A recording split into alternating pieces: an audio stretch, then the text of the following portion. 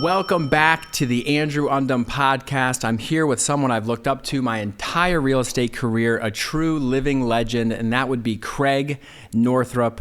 For those who don't know, a couple quick stats. He was the youngest person ever in the United States to sell $1 billion of real estate. He's the number one team in the nation 3 years in a row, unprecedented, hasn't happened since. In, I guess, 2022 numbers, Creig, you had 4,000 transactions, $2 billion in sales, 400 agents, 16 offices. Northrop Realty is just iconic. As my wife says, we're just getting warmed up. I love it. I love it. Well, I really appreciate you coming to spend some time today, because I always like to talk and ask questions to people I truly admire. And thank you. Anyone who has aspirational dreams in this business, this is a guy who's living it, and hopefully you can learn something today. So Creig, anything I missed, anything you want to share before we dive in? No, I mean, I think your thought process there, I appreciate all the accolades. I believe that in to learn from others is probably the mastering, and I love that you're doing this podcast. What a great area. And I think this ultimately what we can do, I call it reach one, teach one. Yeah. We're really, it's about giving back and helping others. Well, you've taught me a lot along the way. Even back when I was a new home sales rep, you'd come into the sales meetings too, and the energy was just palpable. When everyone knew when Creig was coming, you're gonna learn and you're gonna get fired up. That's it. You had everyone perking up. That's it. Well, you got to, energy's contagious, right? We need more, enthusiasm out there in the marketplace, and I think people just don't realize that, we all want to come back from COVID. You want to be out, and human relationships is what real estate's about. It's very simple, right? It will never be replaced because we have a soul. Soul sells, right? And you care. So I say in the closing a sale, you got to have 3 C's really quick. Care, you got to care. Care first. Doesn't matter what it's till they know you care, right? Second, you got to be consistent. Your brand's got to be consistent. Whoever it is, you can be a single agent, team, or brokerage. I've seen them all, right? I've done them all. And it's been that consistency that's certainly getting you where you want to go. And the last is have confidence. And Andrew, you have a lot of confidence. Good stuff. Hey, he's already teaching 3 C's. Write it down. So Creig, take us back to when you got into the business. Yeah, and talk a little bit about your mom. She was kind of an iconic agent in Howard County, still is. Yes. Give us that, and I want to go through the lineage of you as single agent, team, brokerage, and then you kind of took over the world. So where does that start? So my mother's been doing this for 48 years. She got dealt a hand, dad left, that kind of thing. And she just had to go do a career and start it. And what she was going to do in first 6 months, she didn't sell anything. And you hear these stories, you're like, should I get out of the business? Shouldn't I get out of the business? Well, she stuck with it. And what she found was you have to find a niche. And I call her I call her the Facebook of her time. And why? We're reading stories, we're reading all these Facebook posts. All that was what my mother did with just magazine print things. She made houses, Cinderella stories, and all that visualization. Nicholas Sparks, a really good author, he really does a good job of that as well. My mother was that of her era. She became one of the luxury specialists of the time. Everyone knew her name. She had 25 pages in the Homes magazine, which was in the Howard and Carroll, markets at the time. So she did very well. So she was my mentor. When I obviously grew up with that, as I tell a lot of my agents now, yes, she was out working a lot, but you know what she did? She always tied rewards and her goals to our rewards. So we would go to dinner and celebrate her selling a house or two. It always tied back to family, and I love that. And I encourage my agents and my teams to do the same now. So anyway, long and short, there was an opportunity when I was in college. I'm a big Terp guy. Great win last night. Yes, certainly the Terps. I keep a coin in my pocket. I'm a broker, the registered broker for all the University of Maryland. I'm very proud to be there, my alma mater. But anyway, once I got out of college, through college, I did a video store. So if you're going to do something anyway, why not be the best? I'm going to keep that mantra all the way through because you'll see how that kind of plays. So when I was there, within 6 months, I became a manager of that video store. I love movies. You should always own what you love. And movies was one of my passions. So ultimately, at first, I worked for one, learned everything. Then my mother and I got an opportunity to be able to buy one. It was Crystal Video on Route 29, Howard County, only shopping center on Route 29. Really was great. I had lines out the door. I knew everybody. I was like a bartender. It was really fun, Yeah. It just really kind of like that atmosphere. Blockbuster wasn't around. We were renting video games. I was selling baseball cards. I was doing whatever. It was just fun. What year is that? This is probably the 85 time frame. Okay. And I know, geez, to date myself now, right? When I wasn't born yet. Right, thank you. So I know, it's like, man, I look at sitting there watching you, I feel older. Thank you. My daughter just turned 30 yesterday. I mean, come on, like. Yeah, you look great. Well, thank you. So anyway, I'm there. I'm doing the videos. When I opened the store, it was Top Gun and E.T. They were the two movies that came out. So anyway, I love movies. I loved meeting, greeting. And let me tell you, that business, honestly, I owned it for almost about 20 years. I opened a couple other stores and then kind of converged it back to one. I still have clients to this day that remember me from that video store. All the Laurel, I get business every year from that video store just because if you're memorable. You see, the thing that we all need to remember is make yourself memorable, and that's really the key, right? So anyway, the long and short of it is I was doing the video store. My mother's doing real estate. She's doing very well. I said, Mom, I'm just going to, if I'm going to sell $2.50 videos or I'm going to sell $250,000 houses, right? That was the choice that I ultimately made, right? And so then I move on. And with working with my mother, one of my mentors, obviously one of my biggest mentors. And I said, Mom, look, I want to do everything. I want to hear what you're saying. I want to understand it. I want to be around it. I want to learn every house of every street of every location. I just want to know it. Because when somebody calls me, I want to know more than they do. Right. And guess what? It's even harder now with all the internet stuff, right? Sure. But you can still do it. So I learned every street, every location. I said, Mom, I don't care if I got to take your dry. I don't really care what it is. I just want to be around it. I want to feel it. I want to see it. So I did that for literally about a year or two. That's all I did is I was hearing how she was closing. My mother wouldn't wake up before about 10 o'clock in the morning, and she still doesn't. But ideally, you'll call her at 5 a.m. She'll wake up. She'll answer the phone, hello, and she'll close you, and she'll go back to bed. That's how good of a closer she is. Elaine right? the Flame was her nickname, right? She is Elaine the Flame, right? But anyway, so long and short of it is, I learned it. So by learning it, I became a really good buyer agent, right? So every time somebody called, I knew 2 or 3 other properties. I was previewing properties. I was doing whatever it was to get the knowledge. So I got the knowledge so well that when I got to go to places, they're like, what's the value of my house? Well, what street do you live? Well, here it is. So I got nominated as Businessman of the Year from high school students because I ended up doing commercials and stuff like that. My first commercial, I was in a cul-de-sac going, I'm a Maryland graduate, buy a house, let's go. Like seriously, it wasn't brain science the first one I did, right? Sure. And so, I did things differently. I always want to get yourself out there. So anyway, so I'm at this high school. It's 300 students, and they don't want to hear about real estate. High school doesn't care anything about our business, nothing personal, right? Anyway, so there, and I'm talking, and I go, is there any questions? And this girl in the middle row, Julie, stands up and she goes, what's the price of my parents' home? So where does your parents live? Little brick house. I'll never forget it. As a matter of fact, I have a listing on it right now. And so, and I told her at that time it was probably 350 to 400, right? I gave her a range. And all of a sudden, 300 hands went up. For the next half hour, I answered questions from every person in that auditorium. Hey, and it was fun. Like, they were loving it. Yeah. Like, they wanted something they didn't know. When I go up to somebody and say, my name is Creig Northrop, how are you? He goes, what's my value of my house? I said, well, nice to meet you too, right? They all want to know that. Or how's the market? Well, nice to meet you too. They want to know something they don't know. So anyway, that night, I'm on the board of a hospital. One of the parents come up and says, my kid's so excited because they knew the value of our property. So knowledge. Knowledge is competence. Competence is trust. Trust is a sale. I make that very clear. Get the knowledge. If you want to be the best, you got to know your product first. Period. End of story. That's certainly how, in the single agent side, I became successful in that way. Then you were a solo agent crushing it. Like, what were you selling like a year back then? I mean, back then, 35, maybe 35, 50 million, something like that. As a solo agent. As a solo agent.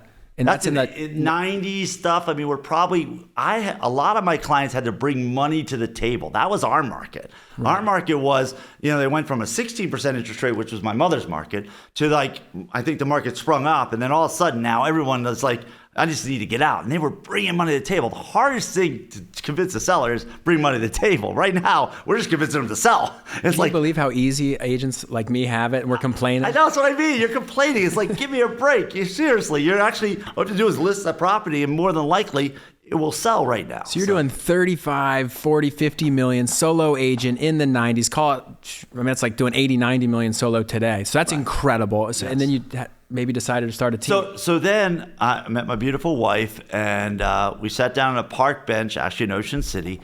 And, we said, you know what? I need to go on my own, create my name, really want to build something, right? You were a buyer's agent on your mom's team. I was a buyer's agent. Yes, I was a buyer's agent with my mother. And, right. My mother became 3 times internationally Coldwell Banker's single agent by right. I was sort of in the background. Oh, you were a Coldwell Banker there? They were. Yes, we were a Coldwell Banker. My mother was. And she literally was up with like Bill Crosby and all, whatever these presenters were, and thousands of people. So I got a taste of what it looked like. Right. Like it was kind of cool, but it was all her show, and it certainly should have been, right? So it was her show, watching her doing it, and then we got acquired by Long & Foster. So okay. Our branch it was Grempler, got acquired by Long & Foster, so that's how it became Long & Foster. Okay. And Wes Foster personally came down, which is part of why I love Long & Foster and being the partnership that we have now, right. Is that he came down, sat with me and my mother and said, here's what we're going to do. And he became a mentor of mine. And, so what year is that? They get acquired? That's about 2000, around 1999, I'd say, around 1999. And you were your own team when that happened? I was not my team yet. Okay. We were just thinking about going as a team. In order for me to start a team, I needed to go away from my mother at that time, right? That was sort of the decision that my wife and I made.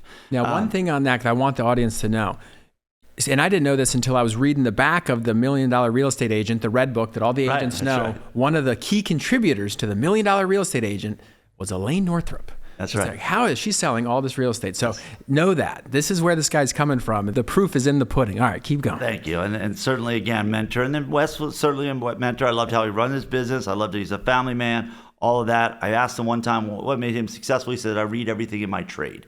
Love that. So then we become a team. So my wife and I said, look, let's go and be a team. Let's go on our own. Everyone's asked me through my career who's the toughest competitor. I always get thrown. I love the Hybens of the world. Right. I love all my agents, all the agents and or co-op agents I've worked with. I think there's so much talent out there, and I always appreciate that as I am sitting in front of one of the best. Right? Hey, Creig, you know what? Every time I've made an offer on one of Creig Northrop's listings, and Joe Cicchetti told me this back in the day, a lesson I learned from Creig, you don't do anything verbal. Hey, put it in writing. Why don't you go ahead and put that in writing? That's right. Everything's in writing. So I say that all the time now, and that's my little Creig Northrop takeaway. Hey, Andrew, would you think they'd take this? Why don't you put that in writing, send that over? I like it. There you go. Well, that's fun. So my wife and I said, again, going back to the principle, if you're going to do it anyway, why not be the best? Yep. We just started our team. We competed with my mother. We had literally in the office of Clarksville, you could go in Elaine Northrop or Creig Northrop's door. It was really confusing to the consumer in all fairness. Yeah. But when it was very tough for my wife and her husband, and then he was my stepfather, and I call him God because he puts up with my mother. Yeah. But ideally, it was really kind of tough on the family. The family dinners were too dynamic.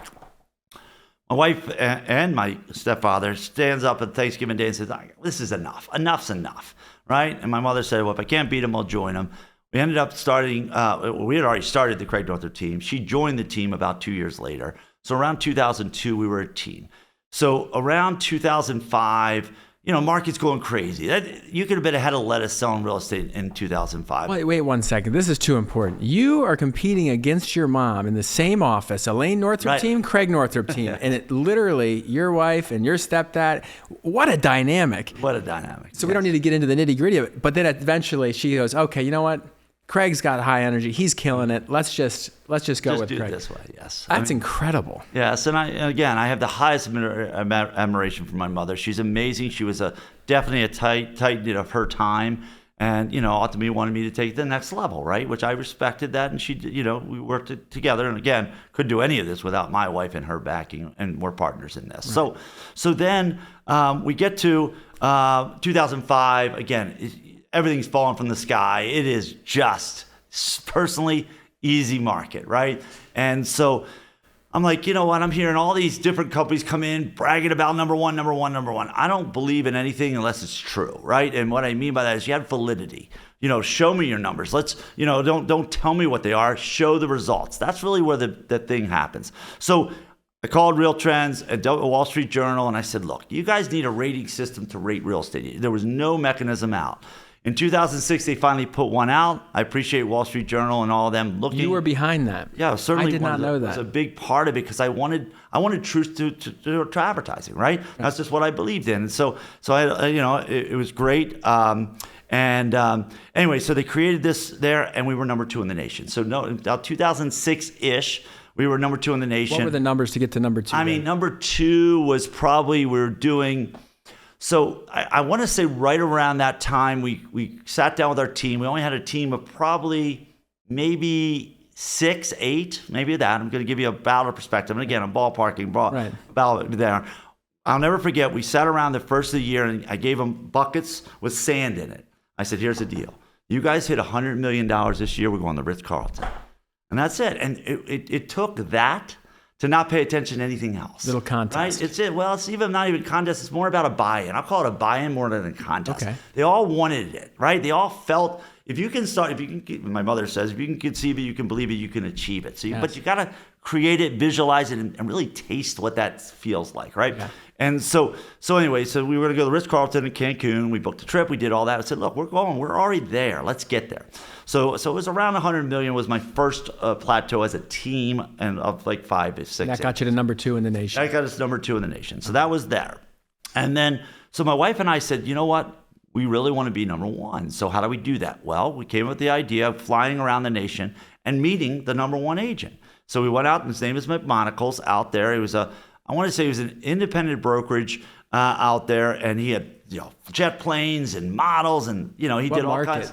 It was Orange County, California. Of course. I mean, right? Average sales price $41 million. Our average sales price was probably $400,000. So we had to sell a lot of houses to beat us East Coast guys have to work like 10 times harder. Like, we'll get to Sirhan, but like, look, I don't get to sell $30 million penthouses. Okay, I'm selling $300,000 homes in Baltimore. We're grinders. We got to make $300,000 look sexy, right? I got to make 300,000 phone calls to get that. That's right. So it's crazy. So anyway, neat. He actually was number 1 in the nation twice. So I give him that credit. Learned a lot from him.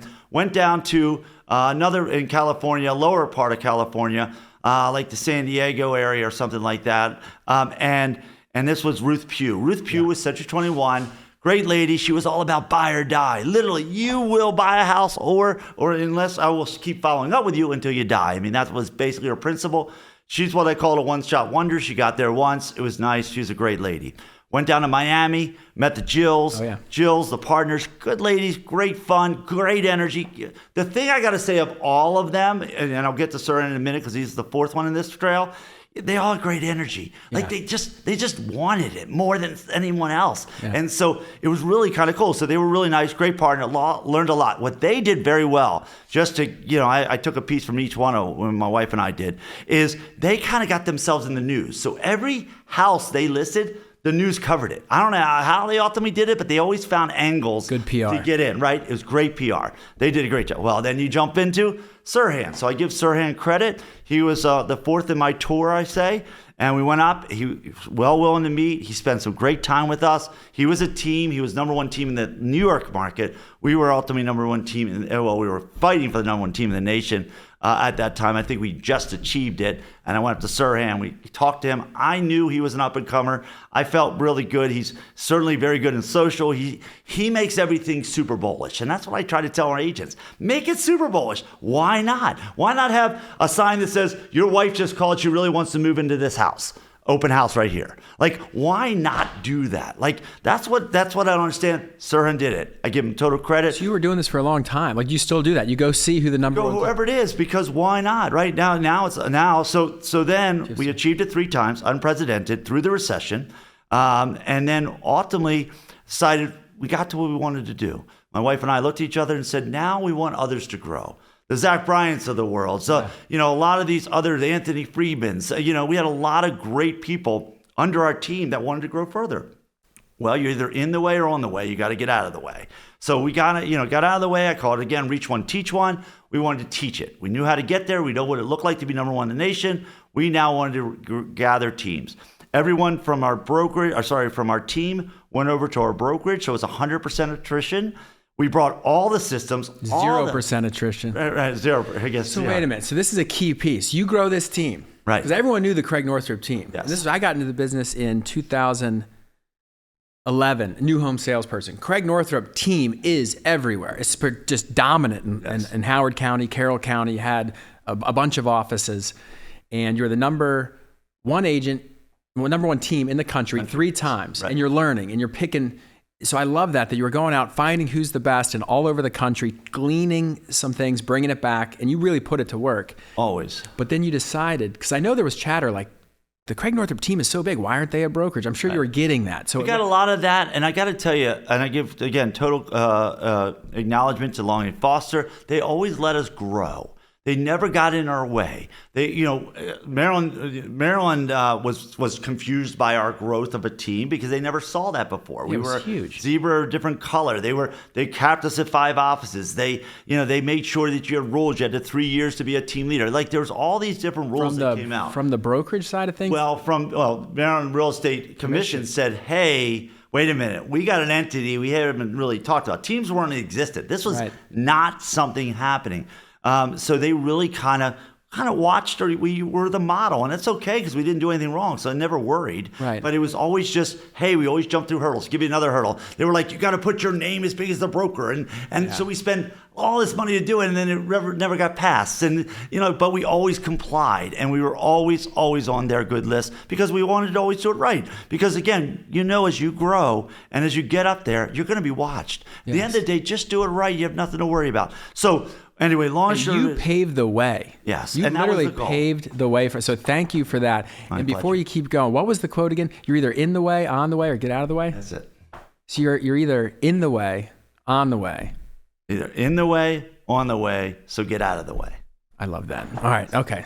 So then you're thinking, okay, maybe we do start a brokerage. So every level has a different devil. So when you start looking at it from a single agent going to a team, what do you have dynamics? You have other people. Right? As a single agent, it's just you, and you. It's like a single tennis player, right? And I'm a big tennis guy, right? And then as a team now, you got to start working and worrying about others. Now, the theory of a good team leader, I'm going to stay there and I'll jump at the brokerage in a second, is this. You can be a team by name or team by nature. These people that tout their team leader and just think, just gravitate people and don't care about them and don't want to help them, don't want to grow them, that's not a team in my mind. Right. Team by nature is attracted by you wanting them to be better. If you can get what you want, I always get what I want. The Zig Ziglar, right? That's the philosophy of a good team leader like yourself, okay? And I say that because I've certainly been watching your growth and you're doing a phenomenal job. Thank you. So with that understood, that was really the goal of the team. We got up to 120 team members. That was where we were. It's bigger than most brokerages in the country. Correct. And when people would ask, again, back to your question, why not go to your own brokerage? The thought is there are things that I'm good at and there's things I'm not good at. The things I don't want to do is invent the contracts. I don't want to worry about the accounting. I don't want to worry about them things. And when we built this, per se, the team and then the brokerage, we just want to sell real estate. I want to be in front of people. I want to network. I want to build. I want to treat my clients the way I would treat my own homes. I want to make it the best for me. So I'm not good at paperwork. That's why we have client cares. Right. I'm not really a great stager. I'll tell you that. My wife's amazing, but I am not. But you know what? I don't know what color a wall should be, other than I hear agreeable gray is the number, is the color, right? Agreeable gray. They even made it easy for us, right? But so that's why we create stagers. Marketing. I don't want to worry about where all the marketing is from the print to digital and social. Let somebody else handle that. Training. I do some of the training, but that was really the goals. It's like, it's called the IBM approach to real estate. That was what we built the team on. Our agents are just going to sell. Everything else is going to be taken care of for you. But if you can imagine on a really good listing, you need to be there when you meet the seller. Right. You need to be there when you negotiate the contract. You need to be there when you, do the home inspections, if there is some, which you guys have been blessed in the last 2 years. You need to meet the appraisers. I'm very passionate about that. Always. You want to get the value of a property. Darn it, you're hired for that. Get it. And then lastly, it's settlement. Everything else in between should be done by somebody else.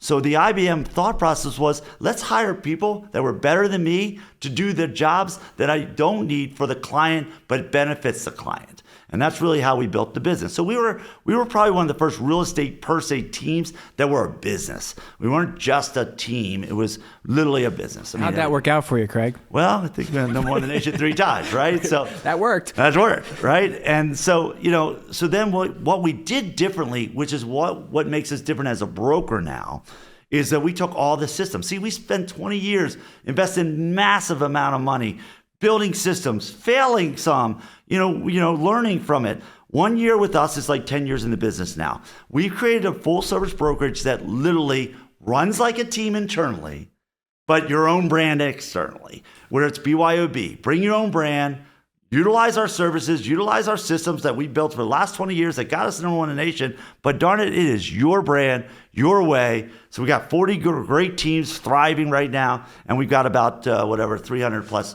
individual agents, and they're just doing good. And it's there. We are just a platform now to really kind of let them grow. And so we do a lot of training, and I believe in training. We have a Northrop U. Kevin Plank, which obviously lives in the Baltimore market, he, Under Armour, he went to school, he's a little younger than I am. And he created a training facility for the University of Maryland and said, look, I want to train athletes because if I train them here, they might stay here. Right. Well, that's what Northrop U is built on. We train our agents and only our agents. It is not a recruiting mechanism. It is built to make our agents be the best. You will see true professionalism with our agents. When you're working with our agents, you know you're working with a Northrop Realty agent. That is really what the goal was, and it really has achieved, and I give credit to all our agents. I'm so proud of all of them. That's so inspiring, Creig, and I'm learning so much just in the moment from you. And one thing I always noticed about Northrop Realty, even back when it was the Creig Northrop team, is your agents were always dressed to the nines. Very, very, very passionate about that. Always dressed. Right. And like sometimes, particularly in Baltimore City, I'll see some agents walk around like flip-flops and stuff, and I'm like, oh my God. I go to open houses, they have jeans on. I mean, to me, as Sirhan has said it, my wife certainly is the one that's really been the one that added the dress code, so I give her full credit there, is that, he said, I do it for the respect of the client. And Sirhan said, I'd rather come in shorts and whatever, but guess what? I do it. So Sirhan certainly, has the same philosophy as we do. If you're trying to get in this business, so I'm doing what they call an out of comfort zone class right now with 20 new agents just came on board with Northrop Realty. And two of them are 20-year-olds just getting in the business. And I said, boy, first, if you can decide you want to do it early enough, wow, and put all your energy to it. Right. Two, if you can dress professional, you can work past the youth. You know what I mean? Because dressing up makes you look older than you are. Yeah, I say it's putting on my armor in the morning. Like, you want to look good. Look good, feel good. Look good, feel good, do good. Yeah, Deion Sanders said, hey, if you look good, you feel good. If you feel good, you play good. If you play good, you get paid good. So you always call that commish. Or commish? Just Mish. Mish, that was Mish. I'll never forget that. Call me out. What is it? Where's Mish? Yeah, I like it. That's shout out to Matt Pecker. He's got a lot of different terms, real estate terms you're not going to find in the licensing class. One of them is Mish, and we want to know what the Mish is. Yeah, Mish. Another one's rat. You know what rat is? No, what's rat? You got to get your rats. It's a ratified contract. You get that rat yet? Oh, I like that. There you go. You send it back ratted? That's ratified. Put it in writing. You can't get a rat unless it's in writing. I call these Craigisms, but I don't have these kind of terms. So yeah, well, we're just trying to be like you, but we're a couple decades behind. That's why I'm trying to. Right. You're going to be my mentor whether you like it or not, because I'm here to learn. I don't ever mind. Listen, I have so many great agents I talk to all on a daily basis of just anything I can do to help. Honestly, that's what I'm here for. I just want to share the knowledge. I want to help certainly anyone out there. Ultimately, I'm training my own, but I'd be happy to talk and mentor others. Hey, because we're all in this together. Certainly. The way I want to do it. Listen, I love when you write a great offer in my property, and I want you the same respect when I write yours, right? So I'm going to treat you equally. I'm going to pay you well, and so you do it. I'm not going to negotiate your co-op commission for you. I disagree with that totally. I'm very passionate about that. So is Long & Foster. Give them total credit on that as well. All right. So then you're going to decide, okay, we're going to do the brokerage thing. How did that conversation happen between you and your wife and Wes Foster and Boomer? Yeah, and I would go back and I want to be very clear to everyone that's listening to this podcast. The best thing is to be transparent and honest with your broker and or your team leader. Just be honest with them. Any great team leader and any great broker is going to listen, and if they can't fix it, they'll understand. This whole blowing out in the middle of the night stuff is to be honest, is for the birds. I don't understand that. I make it very clear to my brokers, they're there because they want to be there. There's no contract. There's no dinging of commission. There's nothing. You want to go, you go. It's your database. It's your stuff. I respect that. I want to make an atmosphere that doesn't feel so binding, right? And so in that situation, really, I went to the broker, I went to Long & Foster, and actually at that time then Jeff Detweiler and who's the president and who's a really, really good president for Long & Foster.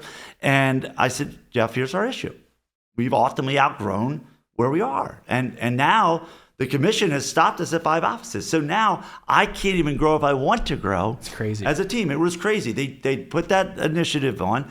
I don't know that I don't like it because there has to be what they call supervision, and it does get a little tough after 5 years. So believe me, Commission, I'm on your side. I'm always going to back absolutely. what they do want to do. But it just stopped me. So I'm like, you know what? I said, I need to figure this out. I give them, they thought about it. They're like, well, you know what? As a broker, they can only have what they call 5 companies, which is kind of interesting. I didn't know this as well.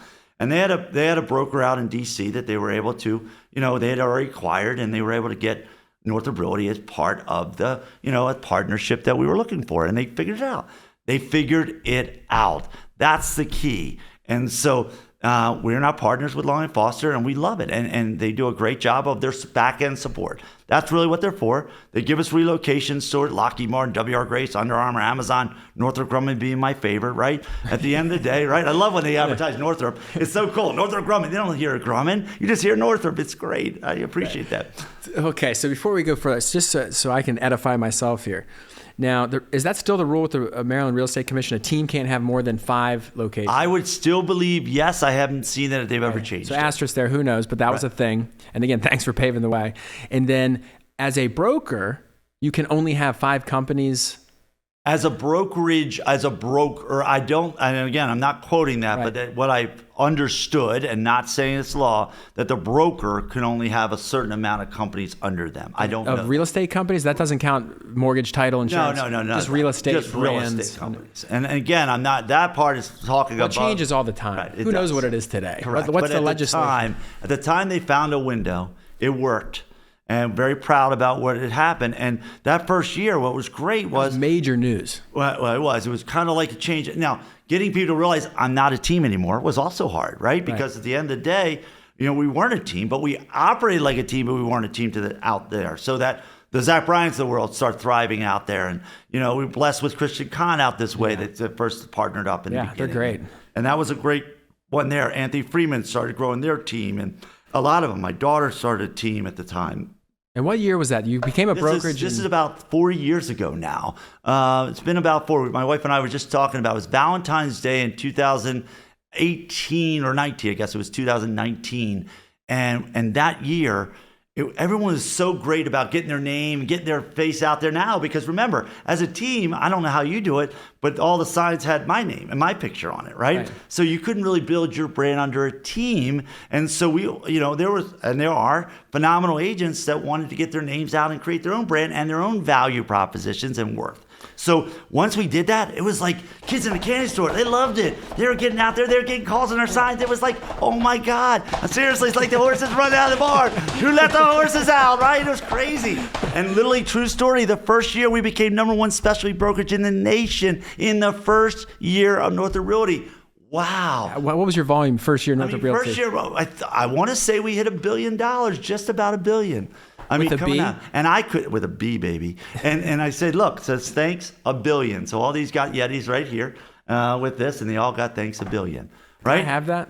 What? Can I take that with me? Yeah, I'll Okay. take that one. It's a gift from me to you. All right. So my point is that's what it was. And boy, that was the greatest awards ceremony, because not only did we win the specialty brokerage, everyone was, What's a specialty brokerage? That's not independent.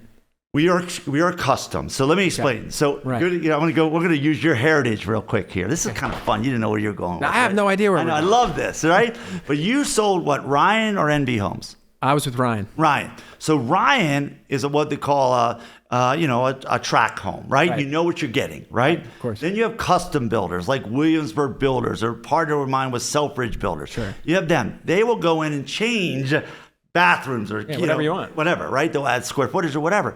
So for me, I didn't want to be a box broker. Nothing personal to all the box brokers out there. The whole, the Big brands. That's it. I didn't want that. We didn't want to be a boutique either, though.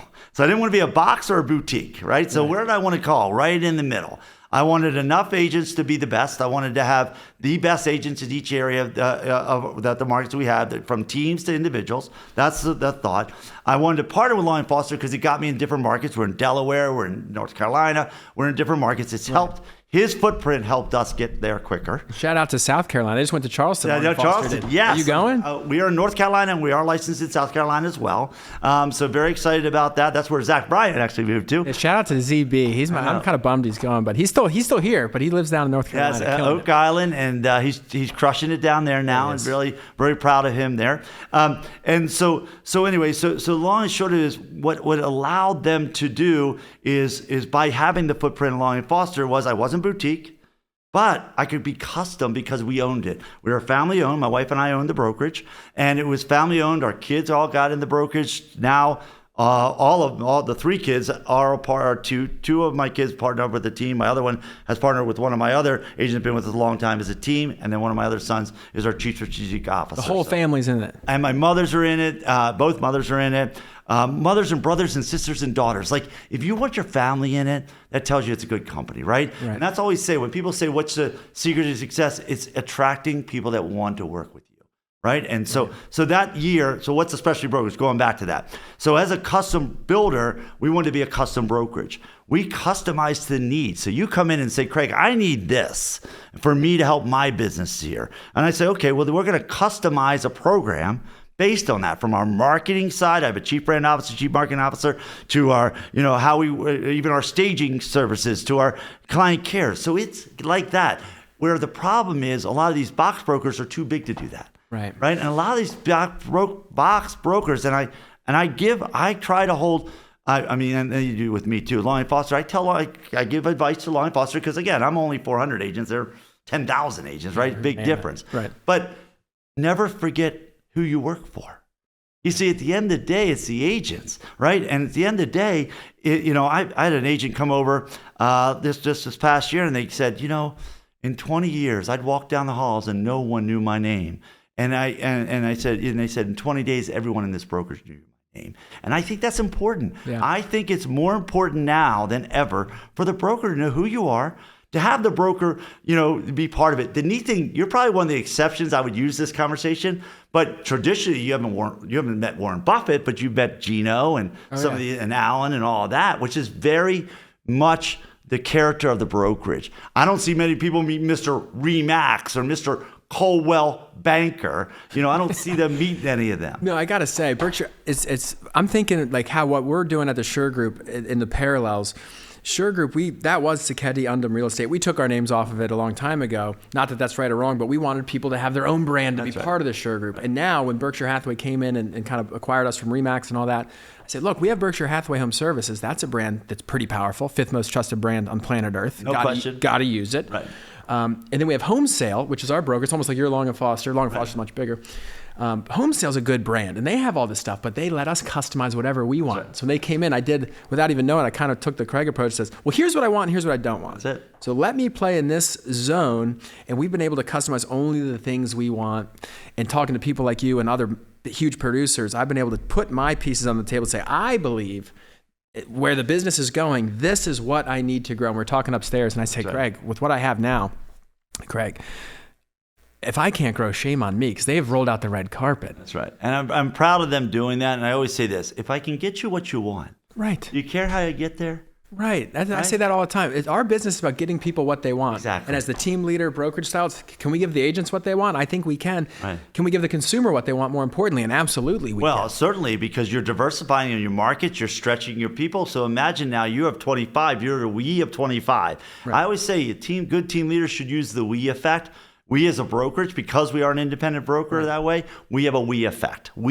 Last year, over 900,000, we sold 287 homes. That's the we of everyone in our brokerage can utilize that. Yeah. Well, last year, you guys sold over 4,000 homes? Well, 4,000 total homes, but this was over $900,000. So when people are talking about over $1 million or selling in that way, you sold 287 over 900K. Over 900K. Yes. That's a nice stat. Yes. Yeah. So again, it's just like anything else. It's interesting. I always use this story. I had an agent come from Remax, so just because you brought it up, with Remax, that been there 17 years. And she goes, and I use the Dorothy thing. All I want to do is sell $1 million home. All I want to do is do a $1 million home. I even wore red bottoms for that conversation. Got the red bottoms on, people. So anyway, so it's funny, and she comes to our brokerage. And I get her into who's who of real estate and all the connection I've got in the luxury world's realm, all of this kind of stuff. And All of a sudden, she gets an email. I want to sell my house. This is somebody's just reached out to her direct. She goes, oh shit, what do I do now? I said, listen, we got this. I'm going to go with you. I'm going to walk you through it. It was a Raven player right there. I'll never forget it on open run. It was great. Raven player. I loved because I'm a Raven guy anyway. Right. That was fun for me. Like, I think appointments should be fun. Yeah. I think podcasts should be fun. I think videos should be fun. I think everything should be fun and why do it, right? Right. So we had fun with this guy, big guy, like 6'8", and 300 pounds, and I was just having fun with him, right? And seeing all his accolades and all this. Anyway, so long story, we get it listed, 1.6 million, 6%. We sell it in less than a week. She was very happy. And again, well, I say that because it just shows you by putting yourself in opportunity way. We don't put ourselves in opportunity way that much, and that's the problem. Find the opportunities. So then you have this brokerage, wildly successful, Northrop Realty, a Long and Foster company. That's correct. I'm sure that's named legally, properly. Right. Customized broker. Right now it's Specialty Northrop Realty now.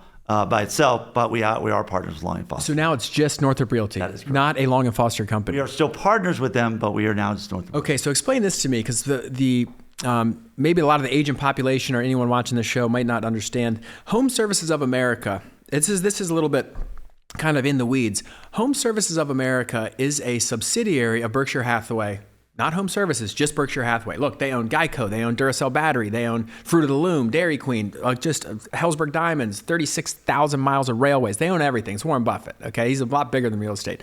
But he's got a company called Home Services of America. Little known fact, they've been buying brokerages since the 80s, starting with Edina Realty way back when. My family's from Minneapolis area. Fun story about Warren Buffett, real quick. Yeah. Sellers ask me this, they go, should I sell in the winter? And I said, Warren Buffett, richest man in America, will say, when people are buying, I sell. When people are selling, I buy. You do the opposite. I've used his philosophy for most of my career.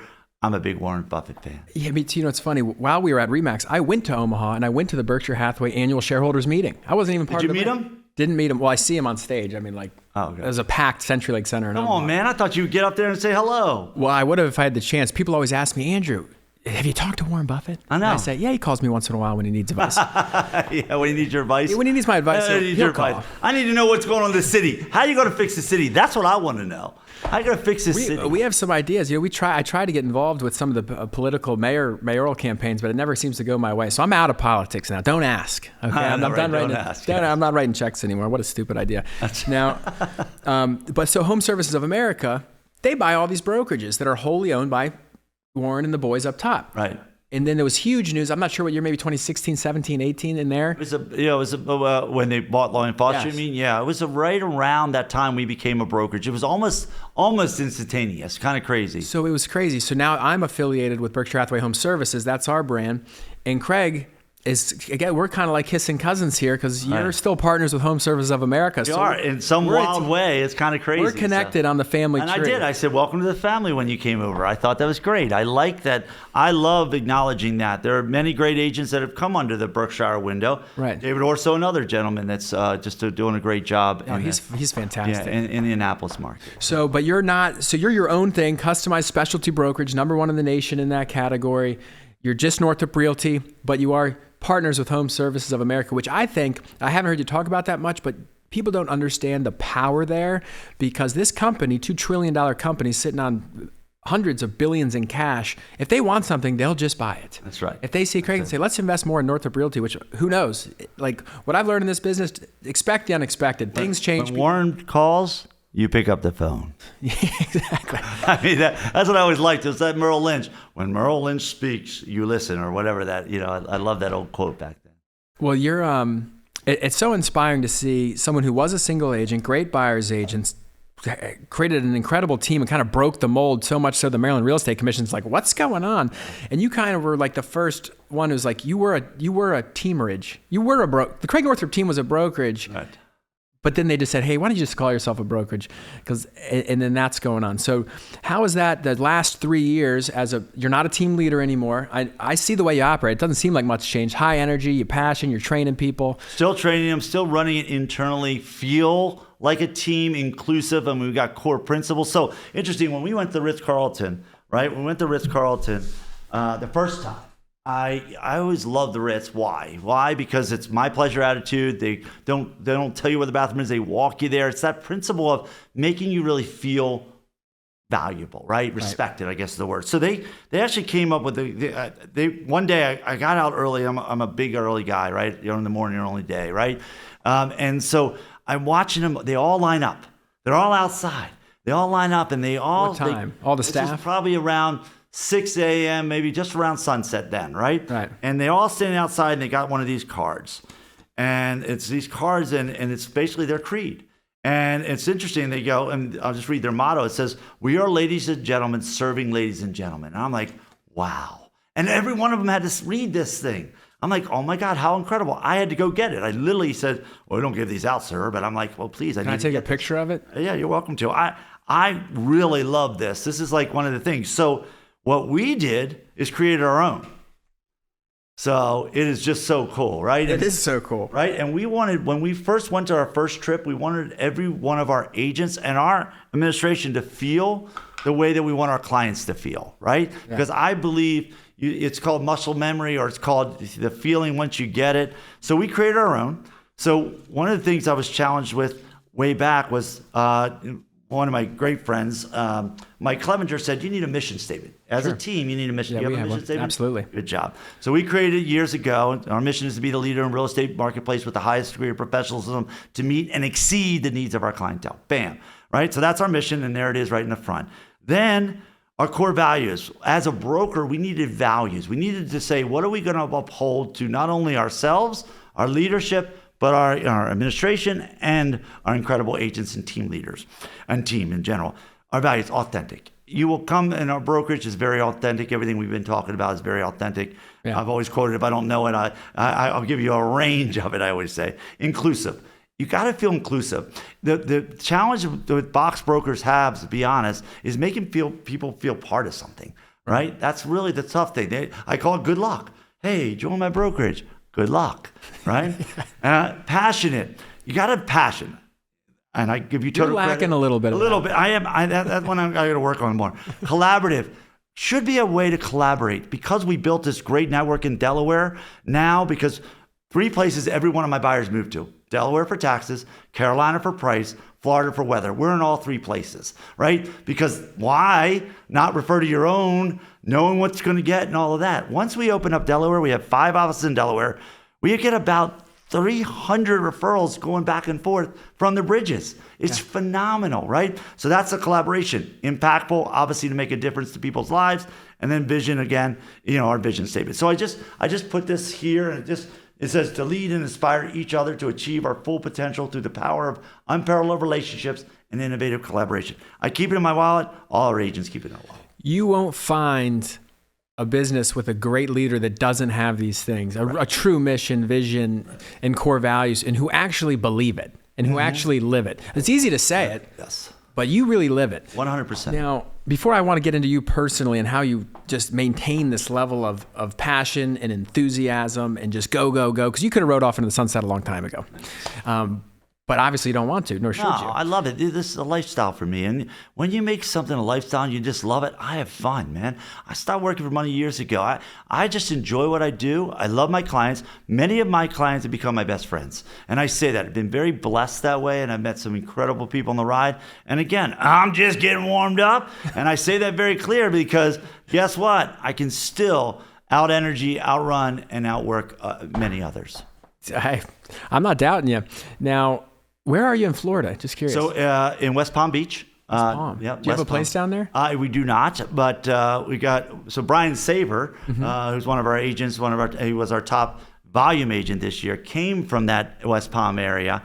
And so we opened a brokerage down there with him down in that way. Northrop Realty. Northrop Realty. So that was actually the first Northrop Realty, because we didn't have Northrop Realty up here. We were just Creig Northrop team. So we actually tested it there and then brought it up. So it's kind of interesting. So you've been said that's a high price point down there. Very high price point. Yes. I mean, what you learn, and this is why, again, that's more of a satellite thing. Right. Unless you're really boots on the ground and really own your markets and really can really be around, know the markets, and have people that live and know and eat and drink, sleep there, you're not going to be as successful. So I am not sitting here saying our Florida market is strong right now.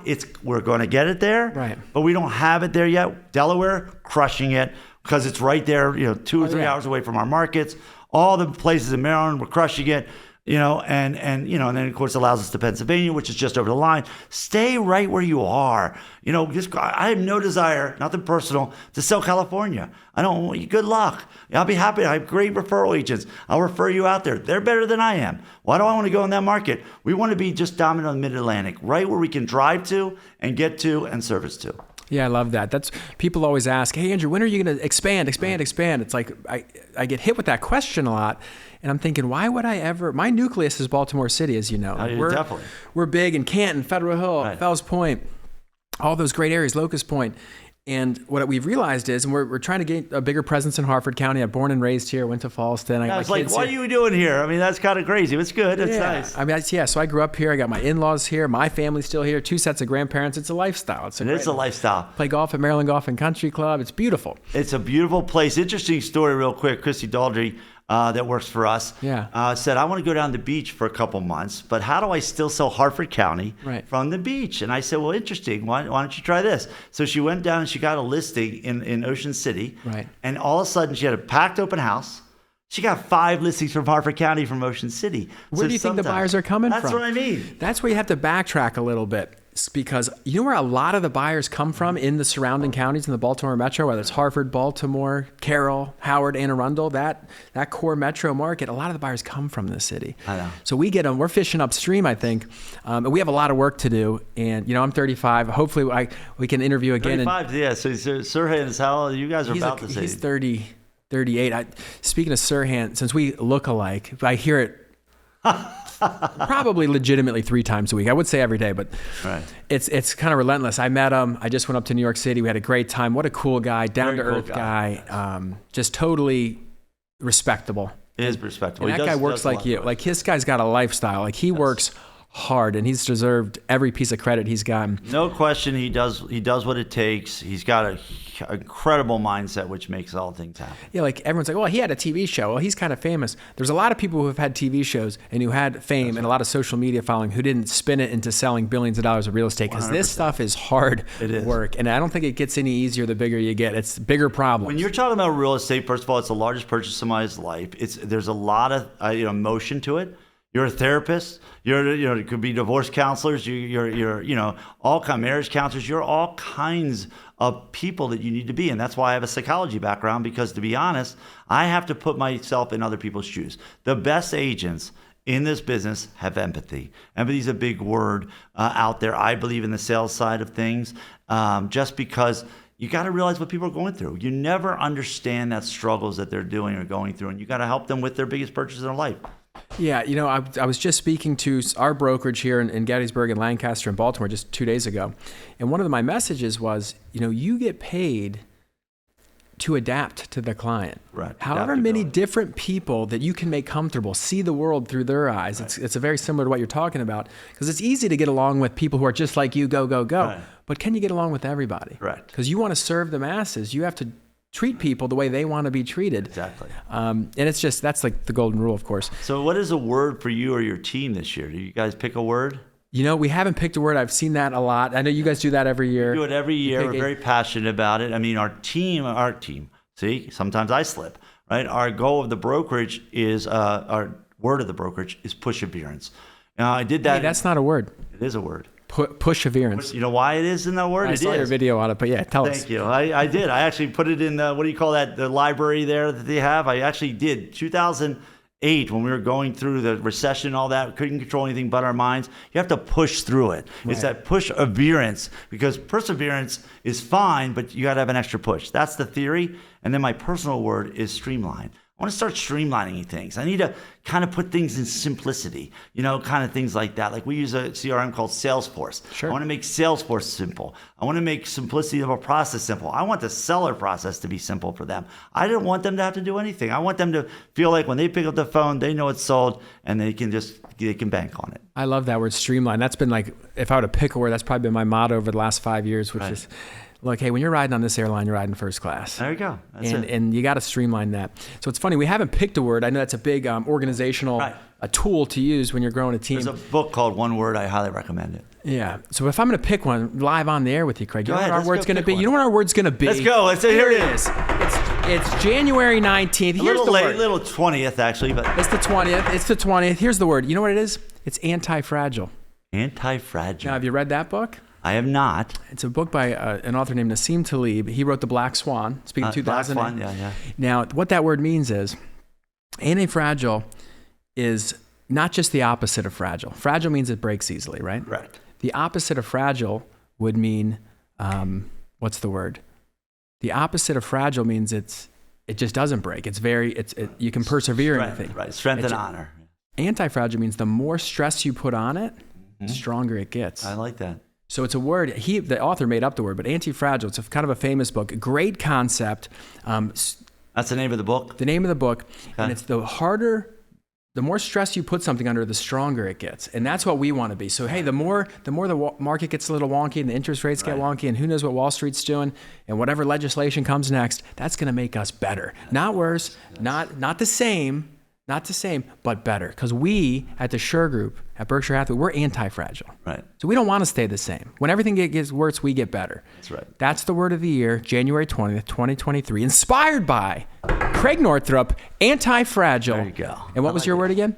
Perseverance. Perseverance and anti-fragile. I don't think you can be anti-fragile unless you have perseverance. Right. And maybe we can riff on that more. Right. Now, before I know you're a busy man, but I have to ask you some more personal questions. Certainly. You said you're a morning guy. I want to know what the day in the life of Creig's like. Like, what is your routines? What has served you? Like, if you were coaching me, say, hey, Andrew, that's great. You did 200 million. If you want to get to 500 million, here's what you're going to have to do. I can tell you where it all starts. It's a place that no one watches or looks at unless you hear it. But if you get up 2 hours earlier, you get 30 days of your life back every year. You want 30 days back? You know what you can do with 30 days? A lot, right? 30 days for any salesperson, any person can do that. So my first answer is whatever that time is, try to get up 2 hours earlier. What time do you get up? 4:47. Oh, my God. Right? And so why 4:47? Because 7's my lucky number. I have 7 cents in my pocket every day. I believe in that. My birthday's 7/17/87. Are you serious? Oh my God, 7/17. So mine's October 17th. So 10/17, 67. Ha! See, I got more sevens than you. Let's keep going. I know, right? I'm all about the sevens, right? And so on the other side of my on the other side is I carry my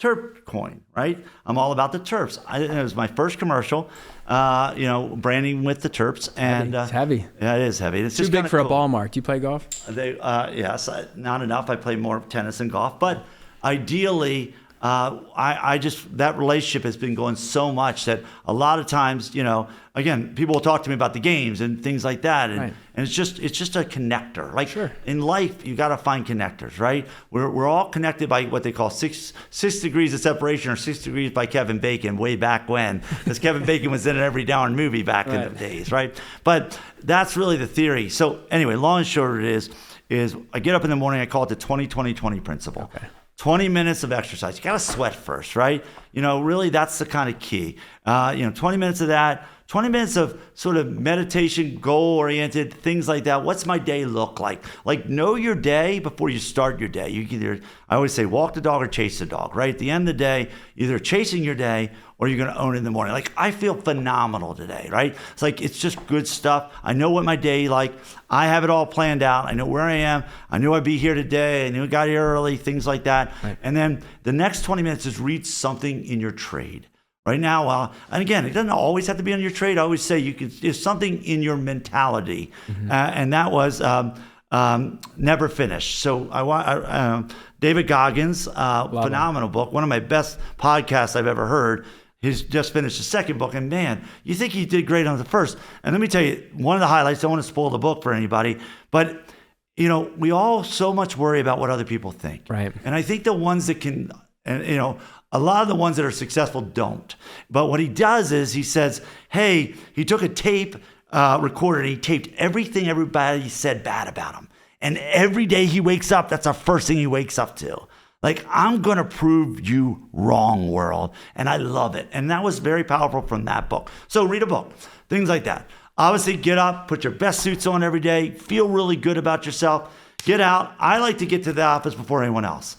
I get more work done before the 9 o'clock bell than I do all day. You turn the locks. You're the first one there? I'm always there first. Absolutely very passionate. I used to duke it out between me and my chief brand officer. You know, it was always kind of fun, right? Which I love that he got there early a lot too. He's the one that created the commercials, the kids. Have you ever seen the kids one? Yeah. One week, right? And so yes, it was always one of the two of us would always get in first, right? And so I'm there. I got peace. Man, I got peace. Because as people come in at 9 o'clock, it is like the stock market. From 9 o'clock to 5 o'clock, whoosh, I'm gone, right? That's why I don't even mind driving to different places in the morning, because I can listen to my book. I can kind of, figure out my day, things like that. Hey, that's why you said, how early can you do That's the right. podcast? I did ask I'm thinking. I'm like waiting for hey, I get up at 6, come anytime. He says 8:30. I'm like, oh, dude, let's try 6:30. Can we do 9? I know, right? I know it's an hour and a half for you. It's like 10 minutes for me. How about 8:30? I know. I'm like, seriously, it's kind of funny, but all good. Get up there again on the day. There's a book called Miracle Morning. Oh yeah.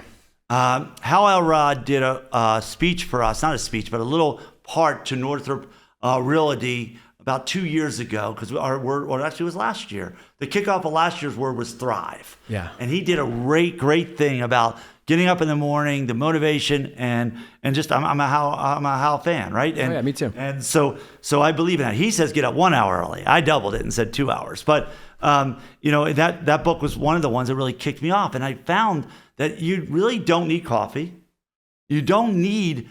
God, I went in this one is time. water, Creig. Yeah, right. Good luck. If it's disguised, shame on you, right? But what's interesting is I found one day I wanted to get this drink called Whoop Ass, just because it was going to be like the motivation, right? Yeah. I was going to motivate my team by buying them. We call it Eat, Drink, and Sleep Real Estate. Like 1 month, it's about eating, like grabbing, joining a gold cake and eating it together, and then it's sleeping. You get some blankets or something. Like you're a little comfortable now. What are you going to get out of your comfort zone? Right. Then it was, drinking. When I tried to find this drink called Whoop Ass, true story. So I did find it, and I've never drinking a power drink. I've never drinking coffee ever in my life. I only drink water. See, I believe the body will adapt to what you're talking about. Adaptation will adapt to what you give it. So it only knows water. The only time I drink any kind of soda would be on a movie. Traditionally. Is that why your skin's so good? How old are you, Creig? 55. Hey, look. Thank you. You just kick you'd whoop a lot of ass in tennis. I know yes, that. I've seen you on the videos. The serve's powerful. All right, keep going. Thank you. I appreciate that. By the way, there's a new thing out. Nick Curious just did Netflix. You're going to start seeing a lot more Netflix come out. It's called Breakpoint. I do recommend it, by the way. It just came out 2 days ago.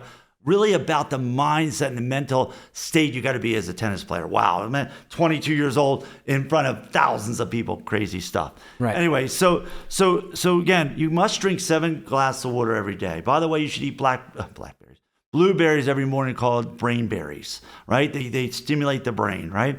My son always jokes when I say that, so I had to put it in there. But I say that because. Water really is, dehydration is the reason we're sick. It's the reason you get pain. It's all the reasons. Creig, I didn't know you were a doctor too. I'm not, but I got to feel good. Because when I come into a house, I got to feel good. I got to keep that energy up. You get these people and they go, I go to, obviously I've done lots of listing appointments, right? I'll go to these sellers and they'll go, is there something wrong with my house?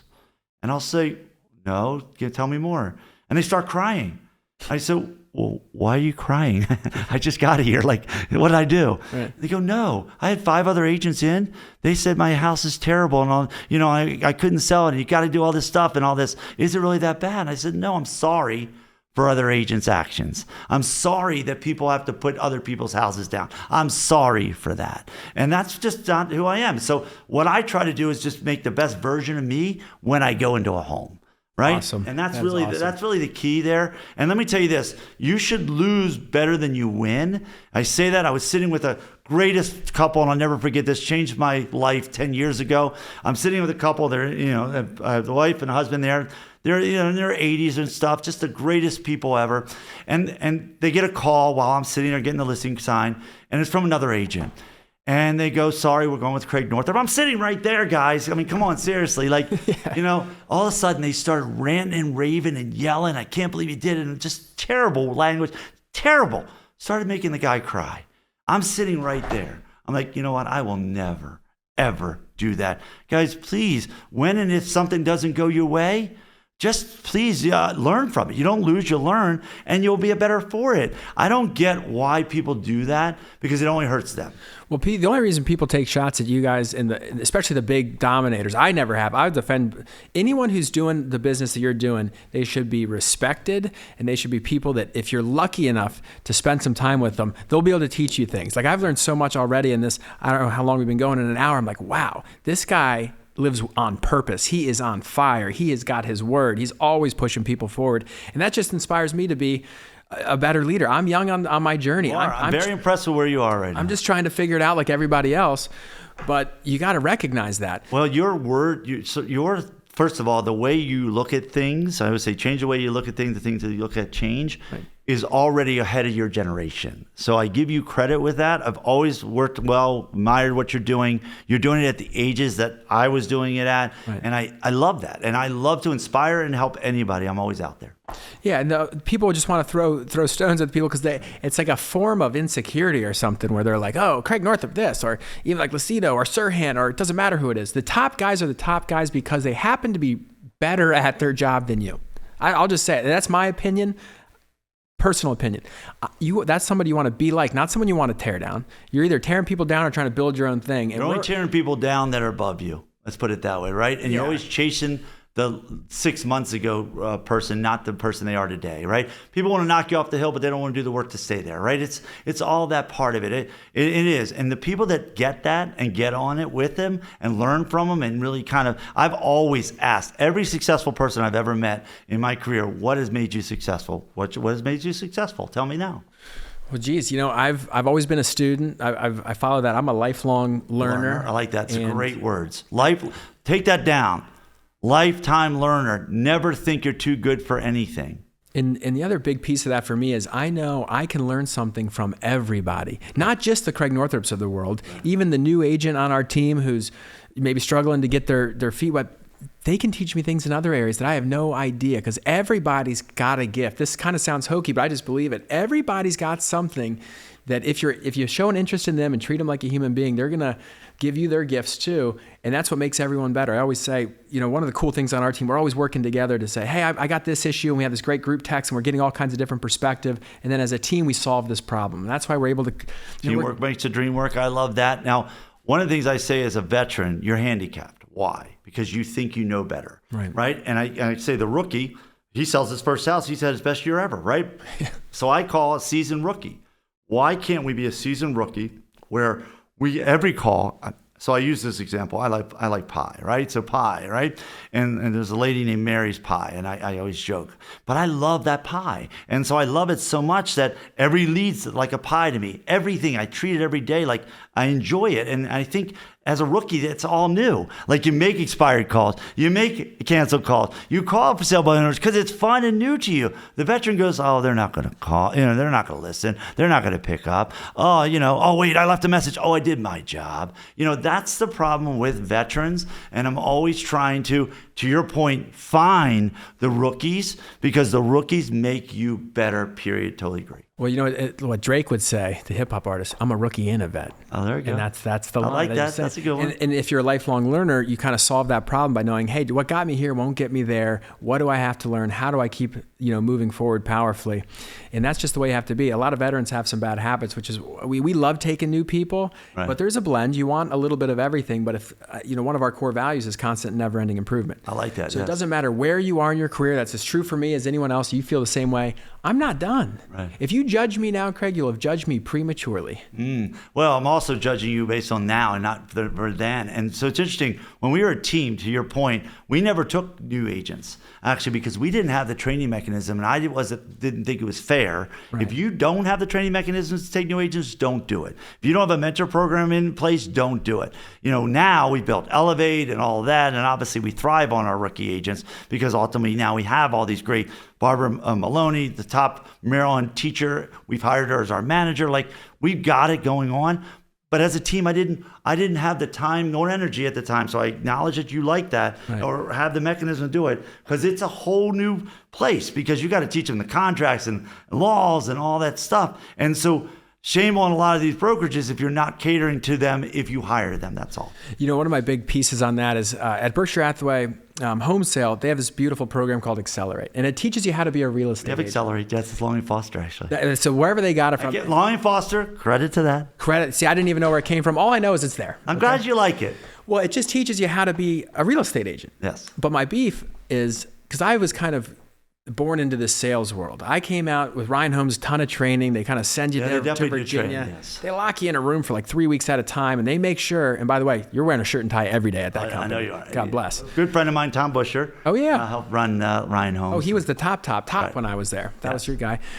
So I had all that training, but also during my days off, I was off Tuesdays and Wednesdays, work every weekend in the model home. I was working for a sales consulting firm on the side that my good friend was. And they were doing B2B sales, how to sell 10,000 copiers to the Pentagon, this $400 million deal, more of a complex sale. We're blessed where our sale is relatively straightforward. Now, there's still a lot of dynamics, but people want to move, and we can facilitate that. But I'm learning this B2B stuff, and the magic happened for me, Creig, is I learned all this amazing sales techniques. I'm a professional open house holder, new home sales rep. Never once missed my quota. I was the number 2 salesperson in the company. I'm 22. Good job. Making 6 figures. Might as well be $1 million when you're that age. Yes, you're buying beer and it's amazing. Right. But then I got to practice all this stuff every day for 3 years. And going back to the training, a lot of people can teach you how to be a real estate agent because there's contracts and this and that, and there's some litigious aspects to it where you have to be relatively polished because it's a big deal. It's a contract. First thing on the Maryland Association of Realtors contract. Right. This is a legally and binding contract. If you do not understand, seek competent advice. It's the first thing it says. So you have to know that stuff. But not a lot of people in our industry have been trained at the professional level on how to be a salesperson. And it's almost like if all the engineers were never taught math. Correct. It doesn't make sense. No wonder so many agents fail. No wonder people get into the business. And it goes back to your point of these brokerages, shame on them. You don't bring someone into your organization unless you can give them the tools to be successful, because it's not fair to them. And it's also an unbelievable waste of your time. I'm pushing really hard. I have been pushing very hard for Maryland to mandate you must do 3 transactions with a mentor before you're really on your own. And I believe every brokerage should mandate that. I know we do as a company because I think you're putting out liability to the largest purchase period to people that don't know. Now, it looks sexy. It looks like these agents do well, but it is the most legal business you can get into and the biggest entity of someone's life. You're dealing with their biggest investment. You need to have the experience levels, period. You came up the other day. I was interviewing Joan Doctor. Oh, yeah. Fox and Roach. Yeah. I'm coming up his way. He knows that. So yeah. So she's awesome. Just a sweetheart of a woman and a powerful business person as well. And we're talking about the MLS. And I don't want to take you too far down this, but I was asking her a lot of questions that only brokers have a seat at the table for these MLSs. And I think you're on it. Right. And I said, thank God, someone who actually knows. And I'm sure everyone on the board's good. I don't know who's on the board, so this is not defaming anyone, but I'm like, it makes me feel good. I can go to sleep better at night knowing that people like you are looking out for our interests and how this thing works. Because I think with the Bright MLS being how big it is and how powerful it is, I think it's the second biggest in the country. There's fun things and cool things we can do to make it easier for us to serve our clients at a high level. And that right there is a good idea. Agent's perspective is probably the most important thing, period, right? And so I always say I'm a player's coach. I'll never stop selling. I don't like the people or the mojo, I'll sell for a little bit and then I'll get out. Like, I disagree with that model. I totally disagree with it. Even at whatever age you choose to want to continue, stay part of it. Why? The player's coach that knows the game, that's in the field, fighting with the men, is much more successful than from afar. You got these people that say, I'm coach from Kentucky. How does Kentucky know what Maryland's doing, right? I don't get it, right? I mean, it's the whole conversation about the fact that there's nothing sexy about not selling real estate if that's your career. Make it, be it, live it, and then share it and then teach it. That's really the theories of what I call a very successful career and whatever you do and whatever your passions are. But in real estate, as a team leader, I believe it's your responsibility to always be able to still say, hey, I understand what you're going through because I just went through it or I've been through it. There isn't a story, a transaction, or objection I haven't had in my career that I can't help you do because I continue to live it. Yeah, that's so awesome. And that's one of the deals on our team. Is that if you ever have a listing appointment, which we don't like the word listings, Because I call it listening appointments, yes. Yeah, listening appointment. I like that. Because listing's such an archaic word. It is It has no representational value. At least the buyer's agency has representational value. What's the listing? Don't you think you do more than just list a home, Creig? 100%. We know you do. Yes. So we call them customized home marketing proposals. I like that. That's so when cool. you're going on a marketing, because what percent of the consumers do you think want to say, hey, can you come over and give me a listing presentation? Or do you think they want a marketing proposal for their home? That's right. But I say, look, I'll always go with you. If you're not, because we want our sign in this yard. Leader. Stay with that. Always do that. I think it's so important to be there for your agents, period. It's not about you anymore as you become a team leader. It's about them and how you can help and make them better, which is the same philosophy we have about our program. Well, look, they want to make money. We want our sign in the yard. We're a team. Are we a team or not? That's right. What teams do. You got to decide. Yeah. And never compete with your own team. And that's always the tough parts. Yeah. Well, yes, we're all in it together.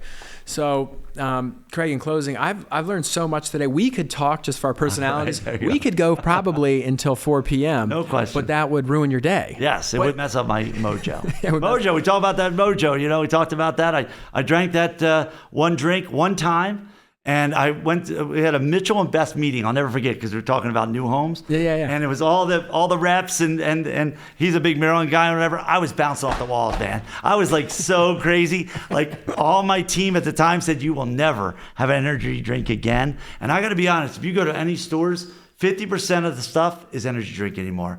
I mean, when you need to buy energy, it's not wholesome, real energy. And the reason I can be energetic from 5 a.m. in the morning to 9 o'clock or 10 o'clock at night is because I don't let other people take my energy from me, right? You don't get so detached to the problem, it becomes your problem. That's what I always say. I always say that's you got to protect that. Protect that energy, make it happen, and be there for the client. Man, you fired me up so much today. I can't wait to go to work now. That's right. I'm ready to now. There you go. And I just got to tell you, you're an inspirational leader, and it's no wonder why so many people are so loyal to you. When you move and you shake things up, 0% of your people leave you because they believe and they trust in you, and you're giving them a damn good reason to. Thank you. Because you're a man of integrity. You do what you say you're going to do. And with me along the lines, I've reached out to you. I've called you. We see each other at these things, and you've always just been awesome to me. Remember, I jumped in your arms? I'll never forget that. That was always amazing. You jumped in, and I think you were what? That was almost 10 years ago now. No, well, God, I've only been in the business for 10 years. Has it really? All right. Yeah, that's probably 5 years ago. Funny story. I'm going to find the picture when I post this. I know, this is fun. You should, yes. I said, we were at the Maryland Association of Realtors Conference. I was having a good time. I know Creig likes to have fun. If I thought he'd hate it, I wouldn't have done this. Right. I have respect for the man. And I said, I'm going to take pictures with all the legends, who I think are legends. And there's probably a handful. But I said, where's Creig Northrop? I said, when I find Creig Northrop, I'm going to jump in his arms and make him carry me around like a baby. And the people thought I was crazy. And I see him, I say, hey, Creig. And I jumped. I know you just jumped. I just caught him, right? He just catches me. And it was a great photo op. And that'll go down. And that was fun. I'll have that framed up. So, Creig, thanks for inspiring me. Thanks for inspiring your team. And I just can't. Thanks for taking care of yourself because we need you around. I'm not going anywhere. Hey, we need you fighting for us on the Board of Realtors with the Maryland Real Estate Commission, with all those great things, because you are an asset to the industry, to this area, to this town. And thanks for hanging out with me. I'm eager to learn more. Thanks for the invite. It was really fun. What a great place. Harford County, love the area. And certainly, again, keep up what you're doing, man. I'd love to admire and see the future of our generations, and you're doing a great job. Creig, you're the man. We'll do it again soon. You got it. Thank you. Thank you.